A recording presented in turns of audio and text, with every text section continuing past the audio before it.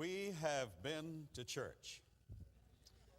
Pastor, from the first note of the choir and orchestra to Melissa's climactic operatic presentation of honor to the Lord, this is what a church service ought to be.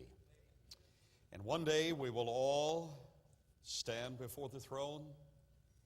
We will kneel and say, "All hail the power of Jesus' name. Let angels prostrate fall, and we with them will bring forth the royal diadem and crown him Lord of all." When he enters the throne room, all will rise. There will be a time when we will enjoy him forever.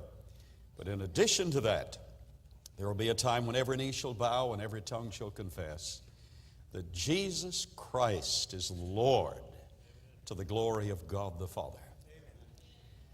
I came to tell you that you're not the product of evolution. You probably knew that. But I came to reinforce with evidence the fact that you're the product of the special creation of the God of the universe, the God of the Bible. In the beginning, God created the heavens and the earth. And the earth was without form and void, and darkness was upon the face of the deep, and the Spirit of God moved upon the face of the waters. And God said, "Let there be light." And there was light, and God saw the light that it was good. And God divided the light from the darkness. The light he called day, and the darkness he called night, and the evening and the morning were the first day. In the beginning was the Word, and the Word was with God, and the Word was God. The same was in the beginning with God. All things were made by him, and without him was not anything made that was made. In him was life, and the life was the light of men. God, who at sundry times and in divers manners spake in time past unto the fathers, hath in these climactic final days spoken unto us by his Son, the heir of all things, by whom he created the worlds. Thou art worthy, O Lord, to receive glory and honor and power.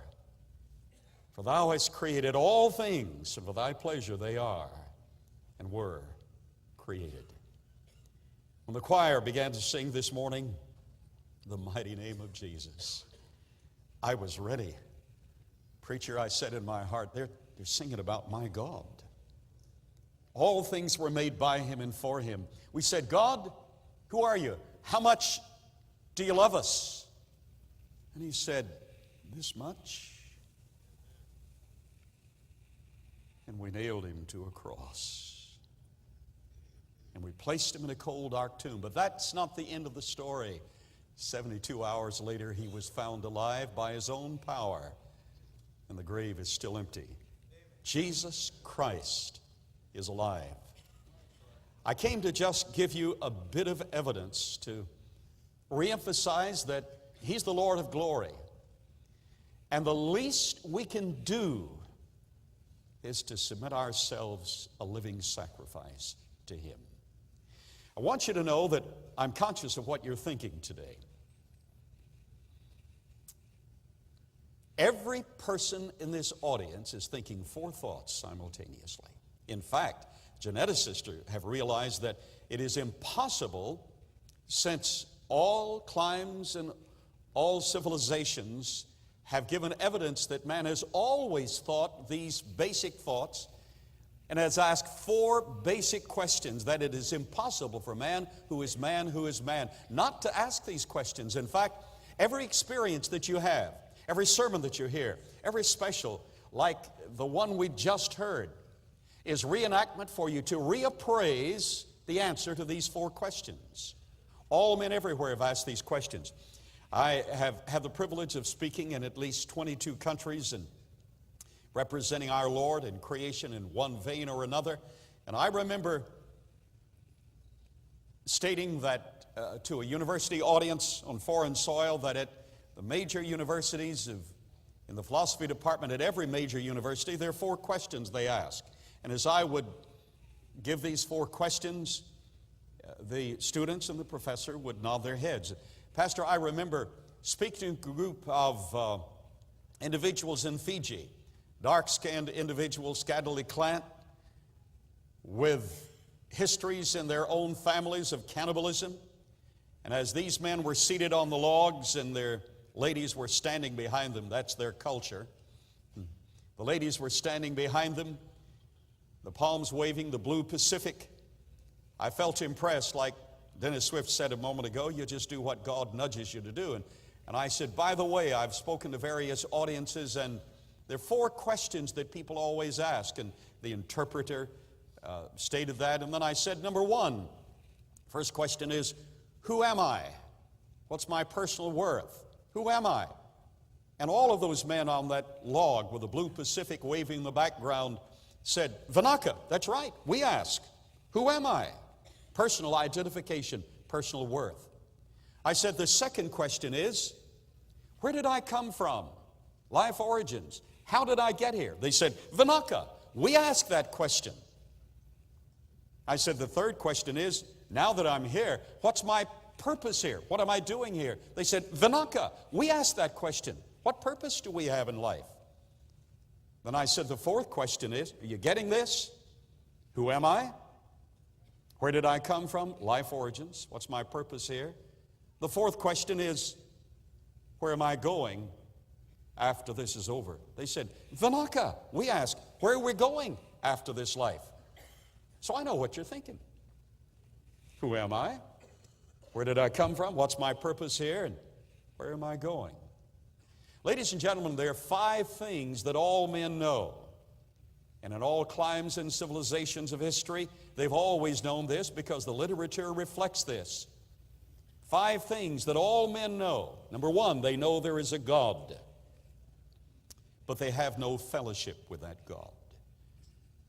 Madeline Murray O'Hare knew there was a God. I debated her on KMOX in St. Louis, Missouri. She wouldn't show up, so I debated her debate.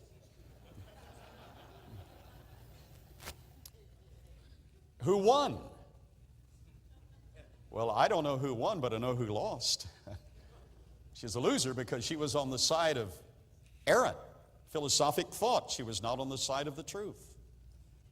So, Madeline Murray O'Hare knew there was a God. She knew John 3:16 as well as you know John 3:16.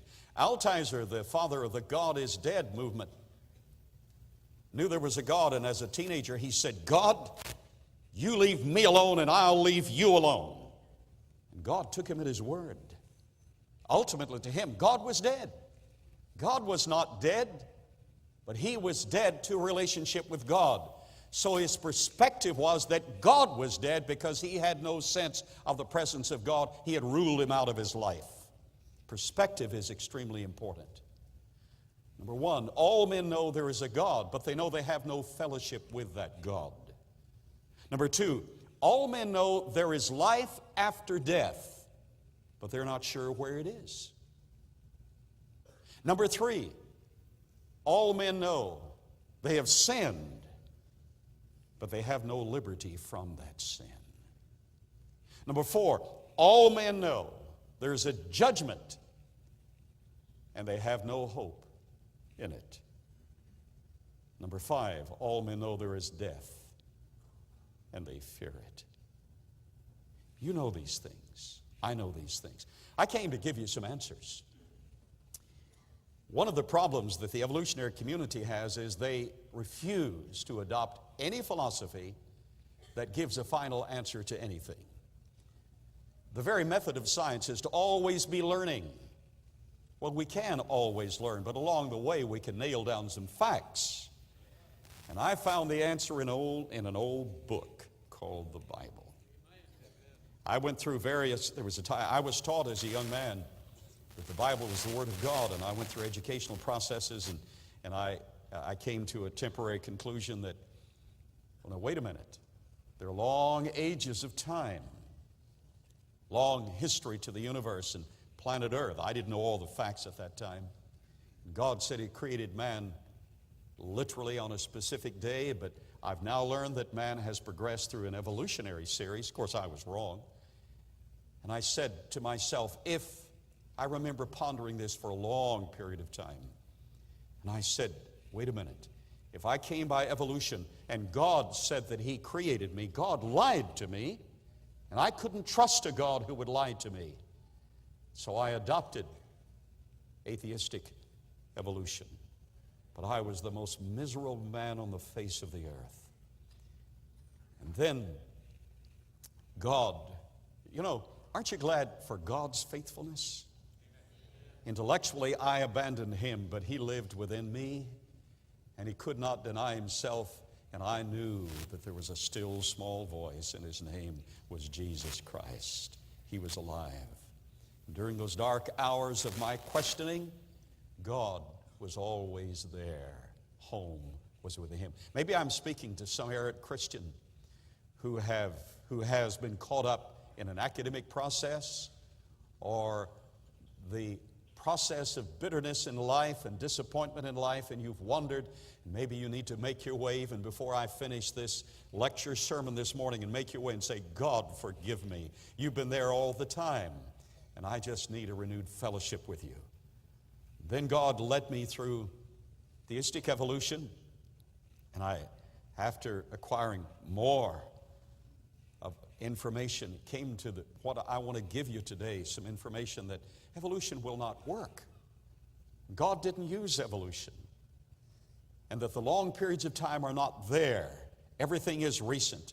And finally, I returned home and have had the privilege of declaring to an entire generation, at least 6 million people each week, the fact that the Bible was right all along, and that there's a tremendous body of evidence supporting creation. How many hours do you have this morning?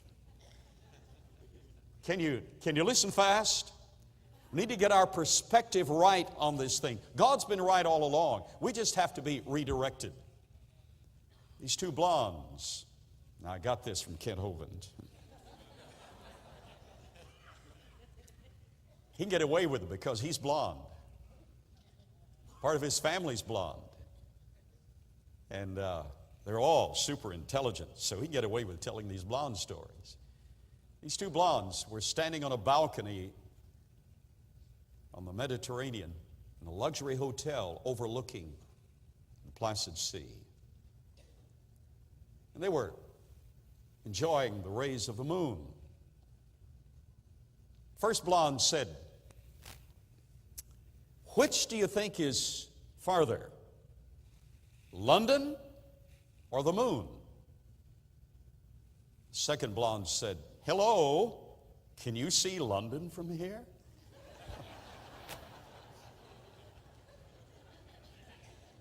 Well, their perspective wasn't quite right. We need to get our perspective right. Some years ago, the world's two leading astrophysicists, Sir Frederick Hoyle and Chandra Wickramasinghe, got their minds together. Now, these were the intellectual elite, the very best in their field, recognized globally. Now, what's an astrophysicist? An astrophysicist is one who's got it all together.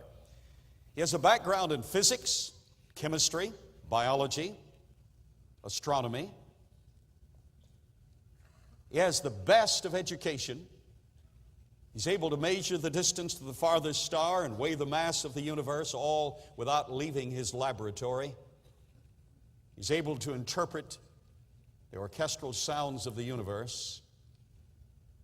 These two elite astrophysicists, Sir Frederick Hoyle and Chandra Wickramasinghe, were atheistic in their background. Because of their perspective, like the two blondes, because of their perspective, they were sure that the entire universe and all living systems had arisen by naturalistic evolutionary processes. That was their perspective. And now that they had all of this background in math and physics and all of this experience with the best astronomy elite, and had access to the libraries and the literature, they were ready to tackle the problem. They wanted to once and for all remove any need for a God in the universe and show that just given enough time, mathematically, life would arise in a favorable climate. So after 10 years of access to the best literature and libraries and academia of the world, They published their results. Now, they were atheistic in their approach, and they began this search by saying, just given enough time, in a favorable context, life will arise spontaneously. And finally, they published in Nature magazine, and here's what they published. They said, to our surprise, we found that the chance of a single enzymatic protein, a protein with a specific purpose, a single enzymatic protein, the chance that a single enzymatic protein could arise naturalistically is one chance in 10 to the 40,000th power. Now, do we have a math professor here today? Do we have anyone who's ever studied math here today? If we had a math professor, and I'm sure there are math professors, you just don't want me to ask you a question you can't answer. I know, I wouldn't stand up if I were there. But if we had a math professor here would say, if I ask him, how big is that number, 10 to the 40,000th? He would say that it's light years beyond any chance of possibility. One chance in 10 to the 40,000th. Let me just give you a reference. Are you still awake? Boy, we've had a service. Don't go to sleep on me now. Let me just give you a reference as to how big that number is, or how small that one chance in that number is. The smallest unit of measurable material we know anything about in the universe is an electron. An electron is 1/2000th the mass of a proton. The smallest unit of measurable material we know anything about in the universe is an electron. Every atom has at least one electron. Most of the atoms have many more than one. How many electrons are they? Take our planet Earth, our solar system, our arm of Orion, our Milky Way galaxy. Take all 225 billion galaxies, each comprised of over 500 million stars. Are you getting all this? Put them all together. How many electrons are there in the universe? The technical literature, and this is in the book that you were holding in your hand. By the way, that's a gift to you, and I'll autograph it. My autograph and $1 will buy you a cup of coffee at McDonald's. That's a gift to you, Pastor, and I'll autograph, if you want my autograph after service. In that book, I give the technical reference of that and a lot of other material and the things I'm going to give in the next 3.5 hours. I'm not going to get to the PowerPoint program, so I'm just going to shut it off because I want to get to you in the final moments. All right, back to what that number is. Take the entire universe, all 225 billion galaxies, each comprised of over 500 million stars. Put them all together. How many electrons do we have in the physical universe?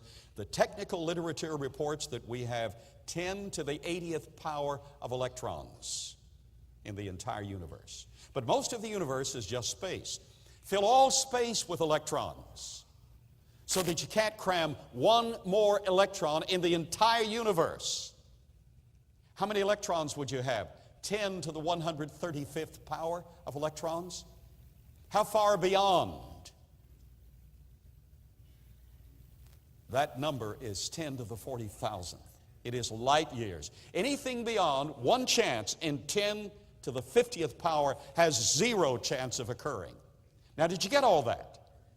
Now, those are electrons. Now, let me talk about living systems for a moment. Well, by the way, back to Sir Frederick Hoyle and Chandra Wickramasinghe. They said, we now realize that it is scientifically impossible for even an enzymatic protein to have arisen by naturalistic evolution. They said, to illustrate how impossible it is, they said it would be easier for a whirlwind to sweep through a junkyard and assemble a Boeing 747 jet in flight out the other end than it would be for a single protein to have arisen by evolutionary processes. They said, it looks like something or someone, spelled with a capital S, has monkeyed with, and I like their choice of words, has monkeyed with the chemistry, the physics, and the biology of the universe. I know who has monkeyed with it. I know who did the tinkering, and I know when he did it, and his name was Jesus, by the way. Okay, now, if you got that with a single protein, did you get all that? Now, let me blow your mind, because it blows my mind just to think about this. Shut the PowerPoint off so they'll listen to me, okay? I've only got 15 minutes. You're going to have to listen fast. You have approximately, some more, some less, 100 trillion cells in your body. Those cells are specific. They do specific things. But in the nucleus of each one is the information programmed in all of them together. Now watch closely. In every cell in your body, 100 trillion of them, not only do you have the DNA, the deoxyribonucleic acid, you have the lysosomes, you have the RNA, protein synthesis factory, all of those things, but you've got 60,000 of these proteins, many of them enzymes that do specific things, in 100 different configurations, and every one of them is specific. Now, whoever did the tinkering had to put them all together at the same time, because if you take one of them, wait a while, put another one there, it won't work. They all have to be synergistically aligned at the same time, all functioning, or none of it will function. By the way, surrounding that nucleus in each cell of your body is what's called endoplasmic reticulum. I'm not cursing, preacher. Those are deacons in this church. Endoplasmic reticulum comes in two flavors, smooth and rough. And every protein, as it's synthesized in that cell, is processed through, you still awake? Processed through this ribbon-like endoplasmic reticulum. And as it's processed through there, it's given a zip code. A man received the Nobel Prize for learning that, and he should get the Nobel Prize. It's given a zip code so it knows where to go. Aren't you glad it knows where to go? Wouldn't you hate for proteins designed to form eyelashes ended up on your toenails? Or worse still, wouldn't you hate for proteins designed to produce toenails ended up on your eyelashes? Wouldn't that be terrible? They know where to go. It's absolutely incredible. Now, what's the chance? This is in the technical literature, and it's in the book at the back. The price just went up $89.95 for the book. No, I'm trying to. I don't get anything from those books. I'm trying to invest in your life. Still awake on me? Watch closely. In every cell, you have 100 trillion of those cells. In every cell of your body, you have these 60,000 proteins in 100 different configurations. They all have to be specific, in place, doing the right thing. In the technical literature, it's admitted.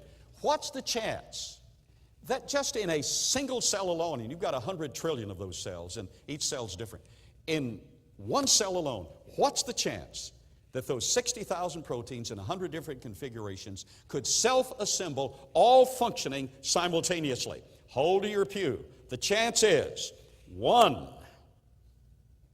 chance in 10 to the 4,468,296 power. Did you get that? One chance in 10 to the 4,496,296 power. 248,296 power. That means that the odds that you were designed and created is 10 to the 4,446,296 power to 1. I like those odds. That means it is absolutely sure that you were designed and created. Let me tell you one more thing, and then I'm finished. I want to talk about your brain. According to evolution, we evolve what we're going to use and what we're going to need. But I want to tell you how smart you really are. You have 100 trillion cells in your body, but you have 100 billion cells in your brain. Some more, some less. You have 100 billion cells in your brain. Each one of those has 50,000 neuron connections to other brain cells. You're fearfully and wonderfully made, and you're all put together.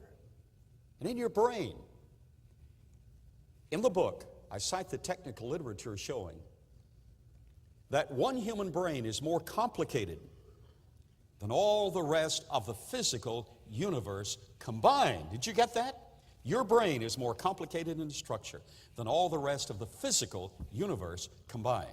And you've got 100 billion brain cells, each with 50,000 neuron connections to other brain cells. Every second of your life, your brain receives, processes, and transmits over 100 million signals every second from the central nervous system, the peripheral nervous system, the autonomic nervous system. Every second, 100 million signals all your life. If you learn something new every second of your life and assimilated that with what you already know, and that happens automatically, by the way, you never forget anything. It's just the recall that's the problem. Now, you need these figures. If you can't write them down, you need the book. And I don't get any money on that book. Watch closely. If you learn something new every second of your life and assimilated that with what you already know, it would take you over 3 million years to use up your brain capacity. Now, if you got here by evolution, and you're only going to live about 98 or 115, why did you evolve a brain that could go on for 3 million years, learning something new every second? Something just is out of perspective. But by the way, you don't learn something new every second. In the course of 24 hours, we think approximately 10,000 concepts. The rest of the time, we're out to recess. That's our favorite subject in school, recess. In the course of 24 hours, we think approximately 10,000 concepts. That's 1/4 of the potential. So, on a practical basis, now think with me and I'll finish in the next hour and 15 minutes. I'll finish. I got 8 minutes. I can watch the clock, but you can't. Okay, hold on. Okay, but it's not the preacher saying keep preaching it, so I got to stop. Okay, watch closely.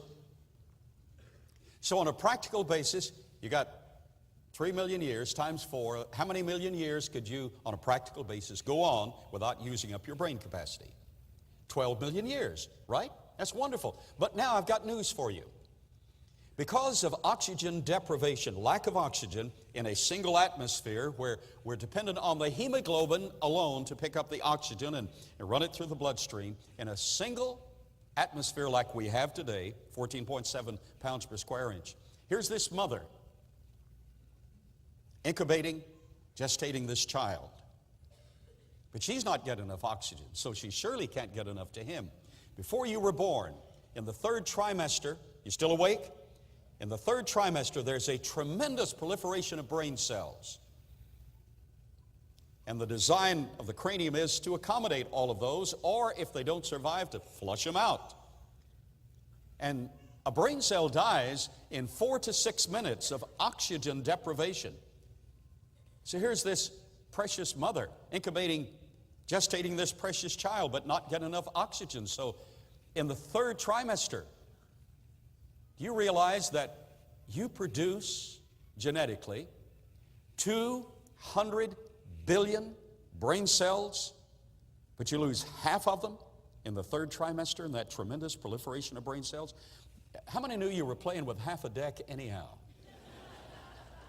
Genetically, we produce 200 billion brain cells, but due to oxygen starvation, we ended up with only 100 billion brain cells. Yet, with 100 billion brain cells, if we have the right background, we can measure the distance to the farthest star, weigh the mass of the universe, interpret the signals of the orchestral concert throughout all of nature, all without leaving the office building, if we have the right training. You're capable of doing that. Wow, with 100 billion brain cells. But now, what if you had lived in the antediluvian world and the world before Noah's flood, where due to the smaller diameter of the earth, but with the same mass, we had twice our current atmospheric pressure. We know that from academic research. 16 times I've been under 2 atmospheres of pressure. What does it feel like? It feels wonderful. It feels like you belong. You never have to reach for a breath of air. It's already there. And amazingly, at Texas A&M, they found that if you double the atmospheric pressure, something magical happens. Well, no, it's not magic, it's design. The hemoglobin is saturated with 4 oxygen molecules. That's all it can take. But if you double the atmospheric pressure, the entire blood plasma becomes saturated with oxygen. I saw an open wound healed in 45 minutes. It was on the foot of my wife. 45 minutes to heal an open wound under 2 atmospheres of pressure with enriched oxygen. Wow. So what if you had been born prior to the flood? No wonder they didn't have computers. They didn't need them. They were computers. What if you were born with all 200 billion of your brain cells due to the appropriate supply of oxygen? You would be a super Einsteinian genius. Everybody was. But came to the point that beyond their capacity to think and love was their capacity to sin, and every imagination of the thoughts of their heart was only evil continually. So God, of course, wiped out that pre-flood world because, watch this, because the degrees of punishment in hell. Hell's a reality. If you live 800 or 900 years and learn to sin so violently that you can't do anything but sin, God in love makes it not possible for you to live so long. You follow what I'm saying? God's a merciful God. Now back to you, and let's wind this thing up. What if you had been born with all 200 billion brain cells? How long could you go on without using up your cranial capacity? Watch this. If with 100 billion brain cells we can go on how many millions of years? 12. If you have 200 billion brain cells, how many million years can you go on? 24? No. You forgot the factor that every one of those additional brain cells has 50,000 neuron connections to other brain cells. I had a math professor calculate this for me, and he found that with every one of those 200 billion brain cells having 50,000 neuron connections, and each of those with 50,000 neuron connections, each of those with 50,000 neuron connections, we could go on for 10 billion quadrillion years without using up our brain capacity. That's over 1 billion times longer than the most avid evolutionists suggest the stars of the universe will shine. Wow. But I'm not finished. Hold the clock. In the book, I cite the work of a neurologist at Arizona State University has found that every one, not only is information stored in the cell, but every one of in the brain cell, but every one of those neuron connections has the computing power of a desktop computer. Meaning, when you add to that not only is information stored and interrelated with every brain cell, but every molecule, every atom, and every subatomic particle. That means that your brain was designed to go on forever and forever and forever and forever. Now neurologists have gotten smart enough to create a helmet where they give gentle pulse DC electromagnetic stimulation to the brain. They can pinpoint it. When they stimulate the limbic system, that's central. All the visual imagery goes through the limbic system. All of the basic philosophy goes through the limbic system. And it's just above the circle of Willis, so it gets all of the oxygen it needs in your brain. When they stimulate that, approximating the electromagnetic field that we had originally, watch this, they find that every patient, whether that patient is a professor, an atheist, Person off the street, a mentally inept individual, or a brilliant philosopher. Every patient they've tried, when they put this helmet on them and gently stimulate with pulsed DC electromagnetic energy, the limbic system, every one of them says, wait a minute, everything fits together. I sense the presence of God in here. Some Christians have been stimulated and they said, wow, in my mind, I sense Jesus Christ. And that's recorded in the technical literature. What I'm saying is, God created you, and He created you with an inbuilt capacity to know that He's alive, that He's very present, that He's your Lord, and He wants you to have fellowship with Him. There's one way to know Him. That's through His Son, Jesus Christ. Will you stand?